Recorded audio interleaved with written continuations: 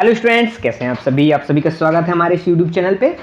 और जैसे कि आप सभी को पता है स्टूडेंट कि हमारी जो क्लास चल रही है, ये आज की जो क्लास है CTET का है और यह जो है आपका पेपर सेकंड का है। ओके, पेपर सेकंड का है। जो सोशल स्टडी के स्टूडेंट होंगे उनके लिए यह वीडियो क्या होगा, आपको हेल्प होगा। और यह आपको वीडियो अगर अच्छा लगे तो लाइक जरूर करिएगा, कमेंट करके जरूर बताएं कि कैसा लगा। कुछ अगर आपके मन में कोई प्रश्न हो तो कमेंट जरूर करें। और हाँ, जितने CTET एग्जाम तैयार कर रहे हैं, सोशल स्टडी वाले हैं, उनको ज़्यादा से ज़्यादा इसको क्या करिए, शेयर करिए, ताकि क्या हो सके, उन बच्चों का हेल्प हो सके। तो चलिए अब शुरू करते हैं हम क्लास। तो चलिए स्टूडेंट, हम बात करते हैं आज की जो क्लास होगी, हम शुरू करेंगे हम किससे, बौद्ध धर्म से बात करेंगे। क्योंकि क्या हुआ था ना, जो पिछली जो क्लास हुआ था उसमें हमने क्या किया था, बौद्ध धर्म की बात करते हैं, ठीक है ना। बौद्ध धर्म की हम बात करते हैं तो बौद्ध धर्म में हमको देखना पड़ेगा स्टूडेंट्स कि इसमें क्या हुआ था करके, ठीक है ना। तो मैं आपको पूरे फैक्ट बातें ही बताऊंगा, क्योंकि अपन को ज्यादा बोलना चाहिए, एकदम विस्तार से नहीं जाएंगे, क्योंकि आपको पोर्शन में सिर्फ हिस्ट्री बस नहीं है, आपके पेपर में आपको ज्योग्राफी भी पढ़ना है, कॉन्स्टिट्यूशन भी पढ़ना है, सभी चीज पढ़ना है। ओके, चलिए तो देखिए क्या बोलना चाहिए, हम पढ़ रहे हैं बौद्ध धर्म पढ़ रहे हैं, ठीक है। तो बौद्ध धर्म में हम देखेंगे तो इसमें विशेष योगदान जो है वो किसका है, आपके गौतम बुद्ध जी का है। किसका है, गौतम बुद्ध जी के है, ठीक है। तो गौतम बुद्ध जी जो थे, उनका जो जन्म हुआ था वो हुआ था 563 ईसा पूर्व, 563 ईसा पूर्व को हुआ था, बैसाख पूर्णिमा के दिन हुआ था। इसलिए याद होगा आप लोगों को कि बुद्ध पूर्णिमा मनाते हैं, याद है।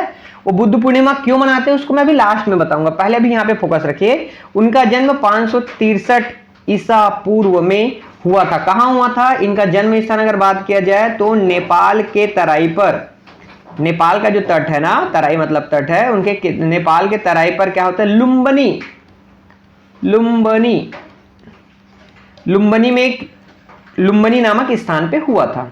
और उस समय की अगर बात की जाए तो ये कपिलवस्तु गणराज्य में आता था। ओके, इनका बात किया जाए गौतम बुद्ध जी के बारे में, तो अब थोड़ा सा इनका परिचय देख लेते हैं। इनका परिचय में देखते हैं तो इनका जो बचपन का जो नाम था, इनका मूल नाम क्या था स्टूडेंट, सिद्धार्थ था। क्या नाम था, सिद्धार्थ था, ठीक है, सिद्धार्थ नाम था इसका। इनका बचपन का नाम याद रखो, महावीर स्वामी के बचपन का क्या नाम था, महावीर स्वामी के बचपन का नाम था क्या नाम था, वर्धमान था। ओके, ठीक है, ये उनका क्या हो गया, ये उनका मूल नाम हो गया। मूल नाम मतलब बचपन का नाम हो गया। आप कोशिश करेंगे मेरी लिखावट पे ना जाए, मेरी लिखावट गंदी है, मुझे पता है। आप फोकस करिएगा, सुनने पे फोकस करें, मैं क्या कह रहा हूं, आप सुने, अपने अपने अपने उस चीजों को मैं जो बोल रहा हूं उस चीजों को अपने अंदर आत्मसात करने का प्रयास करें, एसिमुलेशन करें आप लोग, ठीक है। और लगे तो आप अपना एक छोटा सा नोट्स भी साथ साथ बनाते चले, ठीक है। चलिए बात करते हैं, ये हुआ। अब इनके पापा का, इनके पिताजी का नाम देख लेते हैं। तो इनके जो पिता का नाम था, क्या था, नाम था शुद्धोधन, शुद्धोधन, ठीक है, शुद्धोधन थे। और शुद्धोधन जो थे भाई, ये कहाँ के मुखिया थे, तो याद रखिएगा शाक्य गण के क्या थे, ये मुखिया थे। शाक्य गण एक एरिया है, शाक्य गण के क्या थे, ये मुखिया थे। इनकी माता की अगर बात की जाए तो इनकी जो माता थी स्टूडेंट, इनकी दो माता थी। इनकी जो माता थी वो कितनी माता थी, दो माता थी। एक माता जो थी वो जिन्होंने क्या किया था, इनको जन्म दिया था। एक माता जिन्होंने क्या किया था, जन्म दिया था। और जिन्होंने क्या किया, एक माता ऐसी थी जिन्होंने क्या किया था कि इनका क्या किया था, पालन पोषण किया था। तो दो माता हो गई, ठीक है ना। कृष्ण जी के भी कितनी माताएं थी, दो माता थी, ठीक है ना। वो तो उनके क्या थे, परिस्थितियां थी, इसलिए उनके यहाँ उनको जो दो माता का प्यार उनको मिला। तो वैसे ही क्या थे, गौतम बुद्ध जी की भी कितनी माता थी, दो माता थी। एक माता का नाम था जो जिन्होंने क्या किया था, जन्म दिया था, उनका नाम था महामाया। क्या नाम था, महामाया थी। और दूसरी जो थी वो कहाँ, जो लालन पालन करने वाली जो माता थी उसका नाम था क्या, उनका नाम था महाप्रजापति गौतमी, महाप्रजापति गौतमी। ओके, ये उनकी दूसरी माता थी जिन्होंने उनका क्या किया था, लालन पालन किया था, ठीक है। फिर उसके बाद बात करते हैं, फिर इनका जो विवाह हो गया था, इनका विवाह जो होता है 16 वर्ष की आयु में ही क्या हो जाता है, इनका विवाह हो जाता है। और इनका विवाह जो होता है किनके साथ होता है, गौतम बुद्ध जी का यशोधरा, किससे हो जाता है, यशोधरा नाम की कन्या के साथ होता है, ठीक है ना। और इनका क्या था कि एक पुत्र था जिनका नाम था राहुल, नाम तो सुना ही होगा, ठीक है ना। इनका पुत्र का क्या नाम है, राहुल नाम था। ठीक है, जिस तरह से महावीर स्वामी ने क्या किया था स्टूडेंट, 30 वर्ष की आयु में क्या किया था, अपने भ्राताश्री से परमिशन लेके क्या किया था, क्या किया था, गृह त्यागे थे। वैसे ही क्या होता है कि महावीर स्वामी जो के शास्त्र को देखते हुए गौतम बुद्ध जी की अगर बात की जाए तो ये 29 वर्ष की आयु में ये भी क्या हो जाते हैं, घर को क्या कर देते हैं, गृह त्याग देते हैं। क्या देते हैं, अपने गृह को त्याग देते हैं, मतलब घर से क्या हो जाते हैं, ये भी चले जाते हैं। और जब याद रखिएगा गौतम बुद्ध जी के याद रखेंगे कि इनके में एक चीज याद रखना है कि इनमें अलग अलग समय में अलग अलग प्रक्रिया हुई है। तो अलग अलग समय में अलग अलग प्रक्रिया हुई है तो इस नाम से जाना जाता है, जैसे गृह त्याग। तो गृह त्याग को कहा जाता है क्या, महानिष्क्रमण, निष्क्रमण, ओके। मतलब पेपर में ऐसा आएगा कि गौतम बुद्ध जी के गृह त्याग करने की परंपरा को या गृह त्याग को क्या कहा जाता है, तो क्या नाम बोला जाता है, उसे महाभिनिष्क्रमण कहा जाता है। 29 वर्ष की आयु में उन्होंने अपने घर से, वो भी क्या हो गए थे, घर से अपने घर को त्याग दिया था। और 6 वर्ष की आयु के बाद, जिस तरह से महावीर स्वामी ने 12 वर्ष तक का तपस्या किया था तो 30 वर्ष में गए थे और 42 साल में उनको क्या हुई थी, ज्ञान की प्राप्ति हुई थी। वैसे ही गौतम बुद्ध जी को 6 वर्ष के बाद, यानी कि कितने वर्ष की आयु में, 35 वर्ष की आयु में उनको क्या होती है, ज्ञान की प्राप्ति होती है। याद होगा आपको महावीर स्वामी के बारे में कि महावीर स्वामी जी को जो ज्ञान की जो प्राप्ति हुई थी वो कहाँ हुई थी, साल वृक्ष के नीचे हुई थी। और इसी की तरह अगर इसमें देखा जाए तो गौतम बुद्ध जी के जो ज्ञान की जो प्राप्ति हुई है वो कौन से वृक्ष से हुई है, ये होता है इनको पीपल वृक्ष के नीचे। कहाँ होता है, पीपल वृक्ष के नीचे जो होता है इनको क्या होती है, ज्ञान की प्राप्ति होती है। और एग्जैक्ट अगर जगह के नाम बोला जाए तो इनका हुआ था क्या, निरंजना नदी के किनारे, निरंजना नदी के तट पर कौन से वृक्ष के नीचे, पीपल वृक्ष के नीचे, कौन से जगह पे, बोध गया। कौन सी जगह में, बोध गया को हुआ था। बोध गया का कहने का मतलब सुनो भाई, बिहार वाला इलाका। और ये जिस दिन उनको ज्ञान की प्राप्ति होती है तो ये भी ज्ञान की जो प्राप्ति होती है वो भी कौन सा था, बैसाख पूर्णिमा। कैसा पूर्णिमा, बैसाख पूर्णिमा था। तो ये दूसरा टर्म्स हो गया, हुआ ना। पहले क्या बताया था मैंने कि उनका जन्म हुआ था उस दिन भी बैसाख पूर्णिमा थी। जब उनको ज्ञान की प्राप्ति होती है तो भी उनका क्या होता है, बैसाख पूर्णिमा ही होता है। ठीक है, फिर ऐसे करते करते क्या होता है, उनको जब ज्ञान की प्राप्ति होती है तो जब उनके ज्ञान की प्राप्ति हो जाती है उसके बाद वो क्या करते हैं स्टूडेंट, ज्ञान की जब प्राप्ति होती है तो वो सबसे पहले क्या करेंगे, अपने ज्ञान का क्या देंगे, अपना उपदेश देंगे। ज्ञान का क्या देंगे, उपदेश देंगे। ज्ञान का क्या करेंगे, उपदेश देंगे। और वो उपदेश जो होता है वो उन्होंने क्या किया था भाई, सारनाथ में प्रथम उपदेश दिया था। कहां दिया था, सारनाथ में अपना जो है प्रथम उपदेश जो है वो सारनाथ में दिया था।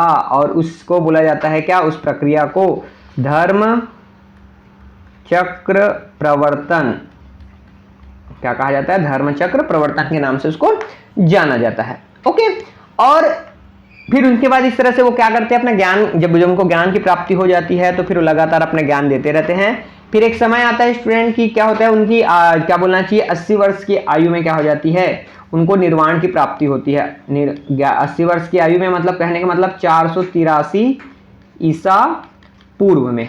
क्योंकि भाई देखो ईसा पूर्व में क्या होता है, जस्ट उल्टा होता है। उल्टा होता है मतलब देखो जन्म देखो कब से हुआ था, 563 ईसा पूर्व। ओके, और उसके बाद उनकी जो मृत्यु हो रही है वो क्या हो रही है, 483 ईसा पूर्व में उनको क्या होती है, उनकी मृत्यु हो जाती है, निर्वाण हो जाते हैं। और जिस दिन इनको मृत्यु की प्राप्ति होती है उस दिन भी क्या होता है स्टूडेंट, उस दिन भी बैसाख पूर्णिमा होता है। इसीलिए गौर करेंगे, इसीलिए क्या होता है, इनको बुद्ध पूर्णिमा मनाया जाता है। बैसाख के पूर्णिमा के दिन बुद्ध पूर्णिमा मनाया जाता है। ठीक है, क्यों, क्योंकि बुद्ध जी को तीनों चीज की जो प्राप्ति हुई थी वो एक ही दिन में हुई थी अपने हिंदी कैलेंडर के अनुसार। ठीक है, चलिए तो फिर अगला पॉइंट हम लोग देखते हैं स्टूडेंट यहाँ पे। तो अगला पॉइंट हम यहाँ पे बात करते हैं तो गौतम बुद्ध जी के बारे में। हाँ, और एक बात बताने भूल गया मैं कि गौतम बुद्ध जी जो थे ना, पहले उनका नाम क्या था, सिद्धार्थ था ना, सिद्धार्थ। तो जब उनको ज्ञान की प्राप्ति हो जाती है ना तो इसलिए उनका नाम क्या पड़ जाता है, इसलिए उनका नाम ज्ञान की प्राप्त हो जाता है तो उनको क्या नाम रखा गया था, बुद्ध रखा गया था। इसलिए क्या बोला जाता है, गौतम बुद्ध के नाम से उनको जाना जाता है। कौन से वृक्ष के नीचे, पीपल वृक्ष के नीचे। ठीक है, चलिए फिर इसके बाद आप ध्यान रखेंगे कि इनके जीवन में क्या क्या हुआ था और उनको क्या है, कुछ थोड़ा सा विषय विशेषज्ञ ग्रुप में जानते हैं। देखिए कुछ इनके प्रतीक चिन्ह हैं, जैसे गौतम बुद्ध जी का, जैसे कि मैं यहां पे लिखूंगा कुछ घटना घटी है और वहां पे उसका क्या देखेंगे अपन, प्रतीक। घटना में अगर बात किया जाए स्टूडेंट, तो पहला था उनका जन्म हुआ था, तो उनके जन्म का जो प्रतीक था वो क्या था आपका, कमल का फूल और क्या था, सांड था। कमल का फूल और क्या था, सांड था। ठीक है, मतलब ऐसा समझिए गौतम बुद्ध वाली जगह में अगर आप कमल और सांड देख रहे हो, समझ जाओ किससे रिलेटेड है, वो जन्म से है। जब उन्होंने अपना क्या किया था, गृह त्यागा था, तो गृह त्यागना किसका था, आपका घोड़ा।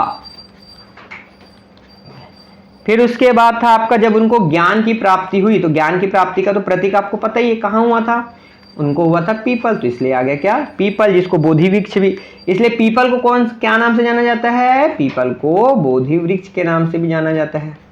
फिर उसके बाद है आपका क्या, निर्वाण, मतलब जब उनकी क्या हुई थी, मृत्यु हुई थी, तो उसको क्या कहा गया था, पद चिन्ह। फिर उनके बाद जब निर्वाण जब लिए थे और उनके बाद क्या हुआ था भाई, मृत्यु हो गई थी, तो फिर क्या बनाया गया था, उनका स्तूप बनाया गया था। क्या बनाया गया था, स्तूप बनाया गया था। और जब उन्होंने क्या किया था, प्रथम प्रवचन, जब प्रथम प्रवचन दिया था, तो क्या था वो, क्या था आपका चक्र था। ठीक है, तो ये याद रखेंगे स्टूडेंट कि यहां से क्वेश्चन बनते हैं कि नाम को पूछ देगा ऐसी घटना और उसके प्रतीक से बारे में। ठीक है, तो एक बार रिकॉल कर लेते हैं अपन रैपिड राउंड में। क्या बोला मैंने, जन्म किससे है, कमल और सांड में, गृह त्याग घोड़ा, ज्ञान पीपल, इसलिए पीपल को क्या कहा जाता है, बोधि वृक्ष कहा जाता है, निर्वाण पदचिन्ह, मृत्यु स्तूप और प्रथम प्रवचन चक्र के रूप में कहा जाता है। ठीक है, अब चलो इसी को हम उल्टा क्रम में जाते हैं, प्रथम प्रवचन चक्र में, प्रथम प्रवचन चक्र में, फिर उसके बाद है आपका क्या, मृत्यु स्तूप, निर्वाण पदचिन्ह, ज्ञान पीपल, गृह त्याग घोड़ा और जन्म कमल या फिर सांड। ठीक है, तो इस तरह से क्या होता है कि उनके जो है क्या बोलना चाहिए, इस तरह से उनके इस तरह से घटनाएं घटी हुई है और घटनाओं को घटने होने के बाद उनको इन प्रतीक चिन्हों के रूप में उसको क्या किया जाता है, याद रखा जाता है। ठीक है, तो ये तो हुआ उनका घटना से बारे में। चलिए कुछ और बात कर लेते हैं।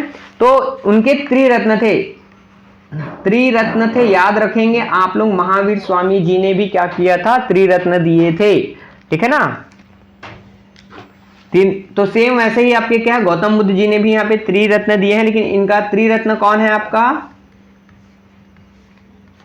बुद्ध धम्म और संघ, बुद्ध धम्म और संघ है। ठीक है ना, बुद्ध धम्म और क्या है आपके, संघ है।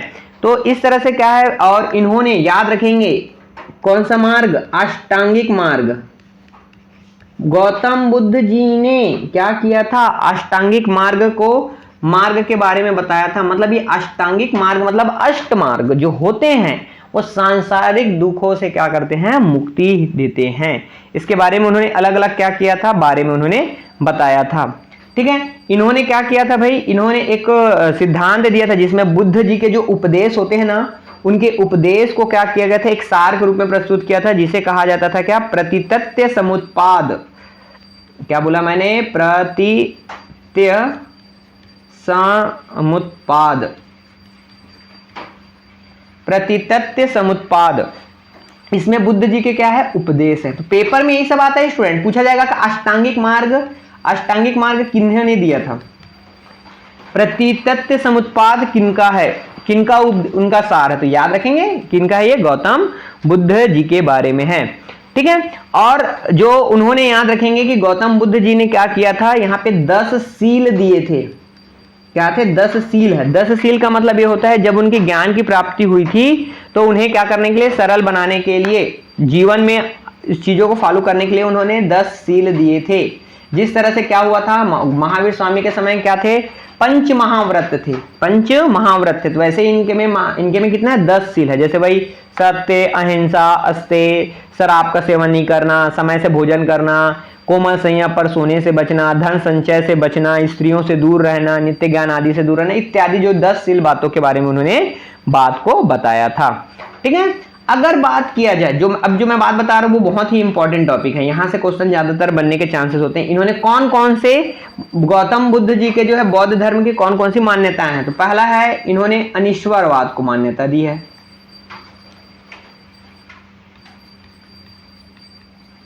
अनीश्वरवाद। दूसरा अनात्मवाद। तीसरा भी आपको मैंने बताया था प्रतितत्व समुत्पाद, इसके बारे में तो मैंने आपको बता दिया है।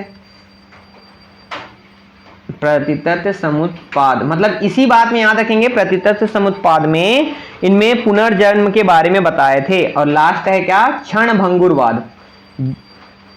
क्षण भंगुरवाद। ओके, तो ये तीन जो थे, इन चीजों को आपको याद रखना है। ये जो है बौद्ध धर्म के हैं। ये यहां से अगर इस तरह से क्वेश्चन बनता है कि कौन से धर्म से रिलेटेड है, तो याद रखेंगे कौन से धर्म से है वो, बौद्ध धर्म। अनीश्वरवाद, अनात्मवाद, प्रतितत्व समुत्पाद और क्या है, क्षण भंगुरवाद थे। ठीक है। अगला चीज, जैसे मैंने आपको बताया कि गौतम बुद्ध जी के जीवन से उनका क्या घटनाएं घटित हुई हैं, तो उन घटनाओं को आपको याद रखना है। उनके क्या उसको किस नाम से जाना जाता है। जैसे मैंने आपको क्या बताया था, पहला नाम बताया था गृह त्याग। गृह त्याग क्या बताया था, क्या बताया था भाई, महाभिनिष्क्रमण।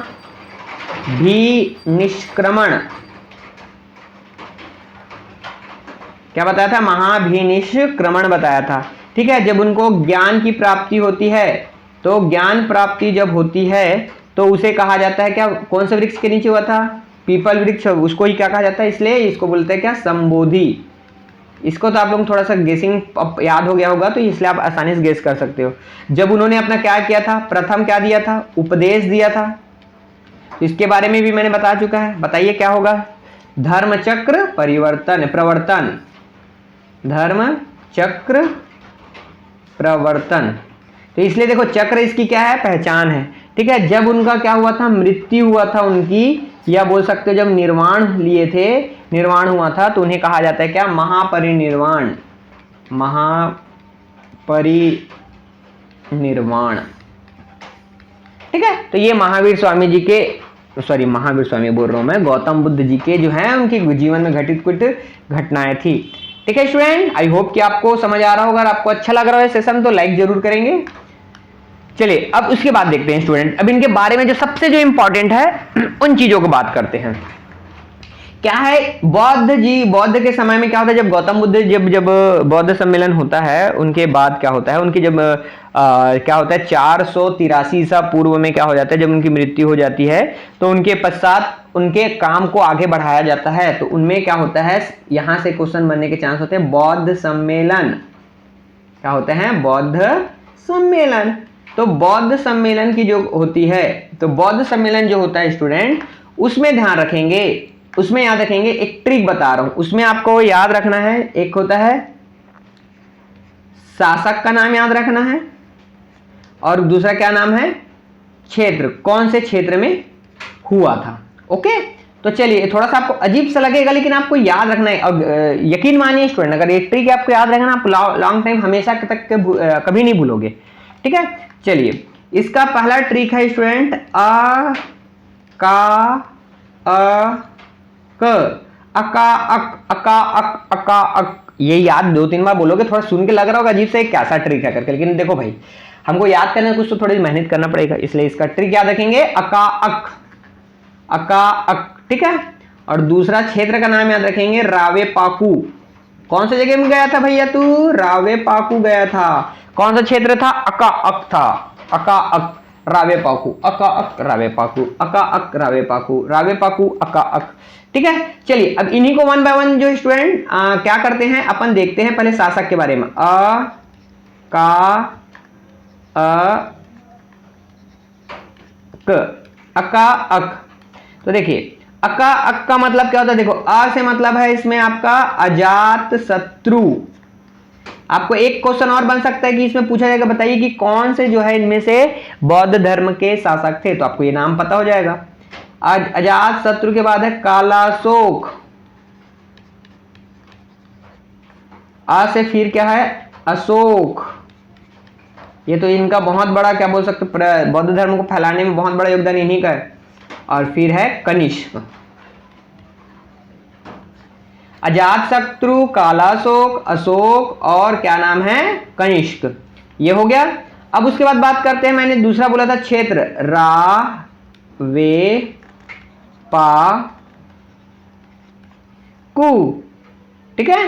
अब देखो रावे पाकू का क्या है, देखो उस समय था राजगृह, वैशाली,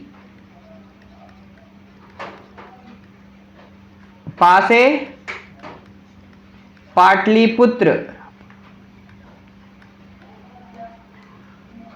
और चौथा है कुंडलवन।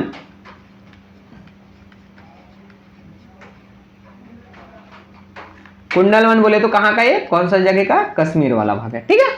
देखो याद रहे, अब आप कभी भी कोई पूछा है पहले याद रख लो, अका अक रावे पाकू, अका अक रावे पाकू, ठीक है ना। अब आपको ये याद रहेगा तो सीधी सी बात है स्टूडेंट, आप आसानी से, ये हो गया आपका, ये हो जाएगा आपका क्या, एक मिनट रुकेंगे, हमारा स्क्रीन वापस लाने दीजिए। ये क्या हो गया आपका, पहला सम्मेलन हो गया। तो क्या समझ आया, उस समय का शासक कौन, अजातशत्रु, कहां हुआ, राजगृह में, बन गया आपका, खत्म। दूसरा है आपका कालाशोक था शासक, वैशाली। अशोक के समय कहां हुआ, पाटलिपुत्र।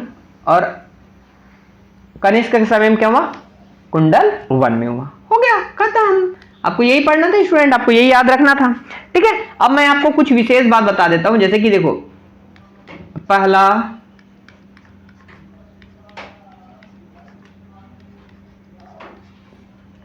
ठीक है, चलिए मैं, पहला क्या था, अकाक। तो अकाक मतलब क्या हो गया, शासक कौन हुआ यहां पे,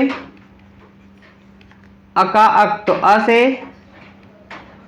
अजातशत्रु, इधर कालाशोक, इधर अशोक, और इधर ओके।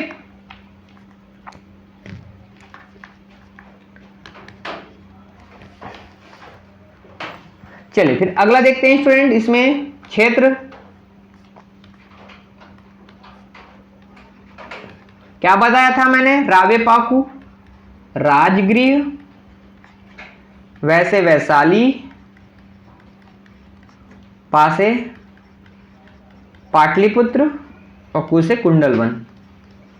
ओके, ये दो चीज तो अब आपका क्या, अब देखिए स्टूडेंट कुछ विशेष बात को पढ़ लेते हैं, कुछ विशेष हर क्षेत्र में क्या कुछ ना कुछ विशेष होता है, तो इसके याद रखेंगे। देखो पहला जो सम्मेलन हुआ था वो क्या हुआ था स्टूडेंट, यहाँ पे याद रखेंगे, यहाँ पे जो बौद्ध जो धर्म है उनमें क्या किया गया था, 3 विनय पिटक, सुत्त पिटक, ठीक है ना, और क्या होता है अधिधम्म पिटक। तो बोल सकते हो बौद्ध धर्म का क्या होता है, एक बहुत बड़ा साहित्य जिसे कहा जाता है बौद्ध साहित्य। चलिए अभी पहले उसको मैं बता देता हूँ, फिर आपको समझ आएगा। देखो जैन धर्म जो होता है उनका क्या होता है, आगम होता है, ओके, आगम। वैसे ही बौद्ध धर्म का जो होता है ना, बौद्ध धर्म का जो साहित्य जो होता है उसको क्या कहा जाता है, पिटक कहा जाता है।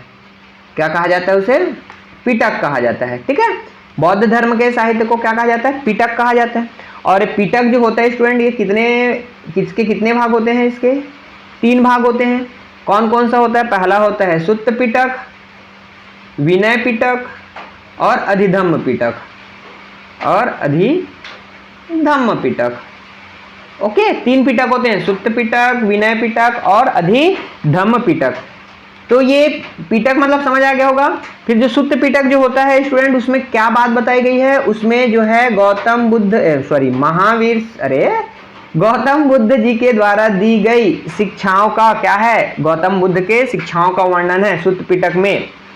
विनय पिटक में क्या है कि जो बौद्ध के जो भिक्षुएं जो होते हैं उनके लिए क्या बात बताई गई है, उसमें विनय में अनुशासन के बारे में बताया गया है कि भाई किस तरह से जो बौद्ध भिक्षुएं होते हैं उनको अनुशासन का पालन करना चाहिए। और अधिधम्म पिटक में क्या किया है स्टूडेंट, जो बुद्ध जी के द्वारा दिए गए क्या है उपदेशों को, किसको, उपदेशों का क्या है संकलन किया गया है, ठीक है। तो समझ आ गया, आई होप कि आप समझ आ गए कि बौद्ध धर्म के कितने साहित्य को क्या कहा जाता है, बौद्ध धर्म के साहित्य कौन है आपका, पिटक। और पिटक कितने भाग, 3, सुत्त, विनय और अधिधम्म। ठीक है। तो जब सम्मेलन हुआ स्टूडेंट, तो पहले सम्मेलन में ही क्या हुआ था कि इसमें 2 पिटक को शामिल किया गया था। इसमें 2 पिटक को शामिल किया गया था। कौन कौन सा? सुत्त पिटक को और किसको? विनय पिटक को क्या किया गया था? शामिल किया गया था या फिर संग्रह किया गया था। ठीक है, बस इतना याद रखेंगे। और तीसरा वाले में क्या किया गया था? जो तीसरा जो पिटक था जिसका नाम था क्या?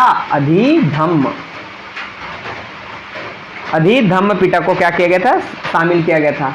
और चौथा वाले में याद रखेंगे स्टूडेंट, चौथा वाले में विशेष ये घटना घटती है कि जो बौद्ध धर्म जो होते हैं वो 2 संप्रदायों में बढ़ जाते हैं। जैसे जैन धर्म में भी 2 भाग में बढ़ जाते हैं। कौन सा? दिगंबर और क्या है? पीताम्बर। ठीक है ना, दिगंबर और पीताम्बर। यस, मैं क्या सही बोल रहा हूँ? जरा बताइए, क्या मैं सही कह रहा हूँ? दिगंबर और पीताम्बर में बढ़े थे जी? ना, दिगंबर और पीताम्बर नहीं होता है भाई। दिगंबर और क्या होता है? श्वेतांबर होता है, पीताम्बर नहीं होता। क्या होता है? जो श्वेत वस्त्र को धारण करते हैं श्वेतांबर है जी, सीधी सी बात है। और जो नग्न वस्त्र में रहते हैं उन्हें क्या कहा जाता है? जो वस्त्रों का त्याग करते हैं उन्हें क्या कहा जाता है? दिगंबर कहा जाता है। ठीक है। और जैन धर्म की याद रखेंगे, आगम है उनका। उनका क्या है? जैन धर्म का जो साहित्य अगर बोला जाएगा तो याद रखेंगे क्या है? वो आगम है। तो वैसे ही बौद्ध धर्म का जो चौथा बौद्ध सम्मेलन हुआ था, तो उस चौथे बौद्ध सम्मेलन में जो बौद्ध धर्म है वो 2 भागों में बढ़ गया था। कौन सा? हीनयान और महायान। हीनयान और महायान। ठीक है, खत्म। इतना ही बस पढ़ना है स्टूडेंट। आपको देखा जाए तो हिस्ट्री तो आपको सभी को पता है कि बहुत बड़ा बड़ा टॉपिक है, लेकिन मैं आपको फैक्ट बात ही बता रहा हूं जो आपके पेपर के पर्पस से काम में आए। ठीक है, अब देखिए, अब क्या होता है कि अगर बोला जाएगा कि इन तीनों पिटक में से सबसे अधिक इंपॉर्टेंट कौन सा है, याद रखेंगे कौन सा है? आपका सुत्त पिटक है। क्यों इंपॉर्टेंट है? क्योंकि इसी पिटक में क्या होता है कि आपका 5 भागों को क्या किया गया है? उल्लेख किया गया है। क्या किया गया है? 5 भागों को उल्लेख, मतलब इसके अंतर्गत 5 निकाय है। ठीक है ना, 5 भाग है, जिसमें से एक है इंपॉर्टेंट, आपको आगे भी मिलेगा, लेकिन अभी से मैं बता देता हूं वो कौन सा है? अंगुत्तर निकाय। क्या है आपका? अंगुत्तर निकाय। इसके अंतर्गत आएगा, सुत्त पिटक के अंतर्गत आएगा दीर्घ निकाय, संयुक्त निकाय, अंगुत्तर निकाय, खुद्दक निकाय, मस्मिम निकाय। ये 5 निकाय हैं, याद रखेंगे। इसलिए इसमें से अंगुत्तर निकाय है। और जितने भी आप लोग जातक कहानियां सुनते हो वो सब किस में लिखा जाता है? वो खुद्दक निकाय में लिखा जाता है। खुद्दक निकाय, खुद्दक निकाय में लिखा जाता है। ओके, तो ये इस चीज को आपको ध्यान में रखना है। चलिए भाई, अब बात कर लेते हैं इसमें अब इसमें इसके बारे में और लास्ट में अपन अब और देखते हैं क्या कुछ खास बात होता है। तो जैसे कि आपको पता चल गया कि कौन कौन से शासक होंगे, तो आपको 4 नाम तो पता चल गया। कौन कौन सा? अजातशत्रु, अशोक हो गया, और क्या? कनिष्क हो गया। ठीक है ना, ये सब क्या है आपके ये सब कौन रहते हैं? आपके बौद्ध धर्म को मानने वाले शासक रहते हैं। ठीक है, चलिए कुछ इंपॉर्टेंट फैक्ट की बात कर लेते हैं। इंपॉर्टेंट फैक्ट 1 लाइनर के लिए देखो, गौतम बुद्ध जी के जो आरंभिक जो गुरु थे उसका क्या नाम था? अलार कलाम। अलार कलाम। ठीक है, और बुद्ध जी के मित्र थे। और बुद्ध जी कौन थे? बिंबिसार। बिंबिसार कौन थे? बिंबिसार जो है, आपने अजातशत्रु पढ़ा, ठीक है ना, आपने क्या पढ़ा? अजातशत्रु पढ़ा ना। तो अजातशत्रु के जो होते हैं वो क्या होते हैं? उनके पिताश्री होते हैं। कौन? बिंबिसार। तो बिंबिसार भी कैसे शासक होंगे? आपके बौद्ध शासक होंगे, याद रखेंगे। ठीक है, और बिंबिसार जो होते हैं गौतम बुद्ध जी के क्या हैं? मित्र हैं। ठीक है, और बुद्ध जी ने क्या हुआ था सबसे ज्यादा, जैसे कि उन्होंने क्या सारनाथ में अपने पहला वो दिया था, तो बुद्ध जी ने अपने पूरे जीवन काल में सर्वाधिक जो उपदेश है वो कहाँ दिए हैं? तो सर्वाधिक जो उपदेश है वो उन्होंने कहाँ दिए हैं? श्रावस्ती में दिए हैं। कहाँ दिए हैं? श्रावस्ती। जब हम छत्तीसगढ़ का पोर्शन देखते हैं ना स्टूडेंट, तो श्रावस्ती उस समय क्या होता था कि जो उत्तर कौशल वाला जो भाग था वो श्रावस्ती वाला यानी उत्तर प्रदेश वाले इलाका में आता था। अब बोलोगे कि उनका मन ऐसा क्यों पिघला? क्योंकि इतना अच्छा राजा थे, तो राजपाट करते करते उनको ऐसा क्या हुआ कि उनको ज्ञान की प्राप्ति लेनी पड़ी। हुआ ये कि एक समय थे वो अपने घर से अपने राज्य की ओर प्रस्थान है, वहां से आ रहे थे टहलते हुए, तो रास्ते में उनको 4 व्यक्ति दिखते हैं। चार व्यक्ति को देखते हैं। पहला आता है कि बूढ़ा व्यक्ति, फिर एक होता है एक बीमार व्यक्ति जो एकदम यंग था लेकिन वो क्या था, वो बीमार था। तीसरा देखता है वहां पे एक 100 को देखता है, 100 को लास्ट को जाते हुए देखता है। और चौथा होता है सन्यासी। इन सब चीज को देखने के बाद उसको यही लगता है कि जब हमको एक नए दिन हमको बूढ़ा होना है, बीमार तो हम रहेंगे तो हम बूढ़ा होंगे और क्या होंगे, हमारी मृत्यु हो जाएगी। उससे अच्छा है कि हमको इस तरह से सभी मोह माया जीवन से हमें क्या होना चाहिए, दूर रहना चाहिए। इसलिए उनको क्या होती है, ज्ञान की प्राप्ति होती है। मैंने आपको बताया कि अष्टांगिक मार्ग जो होता है वो किसने दिया है, गौतम बुद्ध ने दिया है। ठीक, फिर उसके बाद याद रखेंगे कि गौतम बुद्ध के जो थे क्या बोलना चाहिए, गौतम बुद्ध जो थे वो उनका जो बोलना चाहिए कि जो बौद्ध धर्म का क्या बनते हैं, जब उनकी जब मृत्यु होती है तो निर्वाण प्राप्त होते हैं। तो निर्वाण प्राप्त होने के बाद क्या होता है कि अलग अलग जगहों में क्या कर दिया जाता है, उनके बौद्ध धर्म का प्रचार केंद्र के रूप में बनाया जाता है। ठीक है ना। तो बौद्ध धर्म का अगर केंद्र अगर बात किया जाए हमारे भारत में तो वो कौन सा है, आप बहुत फेमस जगह है, वो कौन सा है, अजंता एलोरा। कौन सा एलोरा, अजंता एलोरा जो है बौद्ध धर्म का क्या है, वो बौद्ध धर्म का प्रमुख केंद्र है। ठीक है। आगे जब बहुत सारे जब वो देखेंगे स्टूडेंट आप लोग, जब मुगलों का आक्रमण होगा, या मुगलों का बोलते हो दिल्ली सल्तनत आएगा, तो बुद्ध जी के जितने भी मठ रहेंगे वो सबको क्या कर दिया जाएगा, उन सबको समाप्त कर दिया जाता है, नष्ट कर दिया जाता है। ठीक है। तो ये था स्टूडेंट आपका क्या, ये हुआ आपका, चलिए देख लेते हैं समयावधि को देख लेते हैं। वैसे हाँ अभी आधे घंटे हो चुके हैं, तो वैसे यहाँ पे खत्म हो गया। जाते जाते स्टूडेंट ये वाला जो है आप याद रखेंगे इस चीज को, आपके अलग अलग व्यक्तियों ने अलग अलग क्या दिए हैं, दर्शन दिए, दर्शन बोल सकते हैं, उन्होंने अपने अपने सिद्धांत दिए। जैसे कि दो को तो पता है, उसको नहीं लिख रहा हूं मैं, बौद्ध दर्शन गौतम बुद्ध, जैन दर्शन महावीर स्वामी। ठीक है। अब वैसे ही देखो अद्वैतवाद, अद्वैतवाद, विशिष्टा द्वैतावाद, तीसरा द्वैतवाद, शुद्ध द्वैतावाद। पढ़ के दैतावाद थोड़ा सा आपको लग रहा होगा, लेकिन याद रखिएगा स्टूडेंट, इतना को पढ़ने की तो जरूरत ही नहीं है ना भाई, दिमाग लगाना है आपको, रटना थोड़ी ना, समझ है। अद्वैत, विशिष्ट, द्वैत, शुद्ध, खत्म।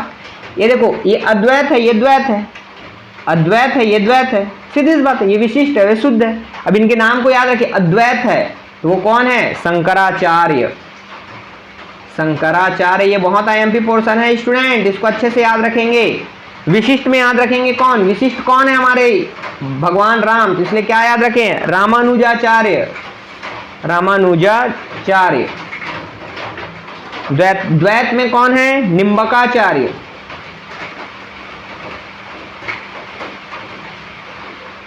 शुद्ध में कौन है, वल्लभाचार्य।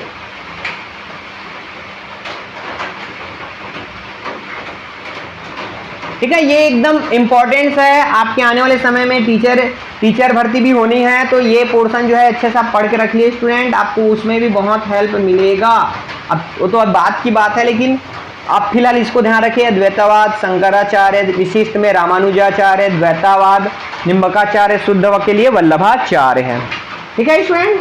तो ये थी भाई आज की क्लास। आई होप, देखो हमारा गौतम बुद्ध भी हो गया, महावीर स्वामी हो गया, धर्म अपना खत्म हो गया। अब अगली जो क्लास होगी उसमें मैं पूरा आपको बताऊंगा कि भारत में जो हुआ साम्राज्यों का क्या होगा, उदय होगा। तो हम अगला जो टॉपिक पढ़ेंगे, हम कहाँ से पढ़ेंगे, महाजनपद पढ़ेंगे, कि किस तरह से भारतवर्ष में महाजनपद हुए, क्या हुए, जो होगी वो अगली वीडियो में आपको देखने को मिलेगा। ठीक है। अगर आपको ये वीडियो अगर अच्छा लगा तो प्लीज क्या करना है, आपको लाइक करना है, आपको क्या करना है, आपको कमेंट करना है, और ज़्यादा से ज़्यादा इस चीज़ को क्या करना है, आपको शेयर करना है। ठीक है ना। तो आप लोगों के लिए कब मैं होमवर्क देता हूँ, जब मैं होमवर्क दूंगा तो आप लोग क्या करोगे, कमेंट में जरूर लिखोगे स्टूडेंट। ठीक है ना। और मैं सभी स्टूडेंट, जितने स्टूडेंट देखेंगे तो उनसे मैं उम्मीद जरूर करूंगा कि आप लोग जो हैं वो जरूर क्या करेंगे, जरूर कमेंट करके मुझे बताएंगे। ठीक है। चलिए, तो आपका क्वेश्चन है, आपका होमवर्क है, होमवर्क नहीं बोलेंगे, कमेंट करके मुझे बताइए कि सिंधु घाटी सभ्यता सिंधु घाटी सभ्यता में प्रचलित था। आपके ऑप्शंस हैं, मात्र सत्तात्मक,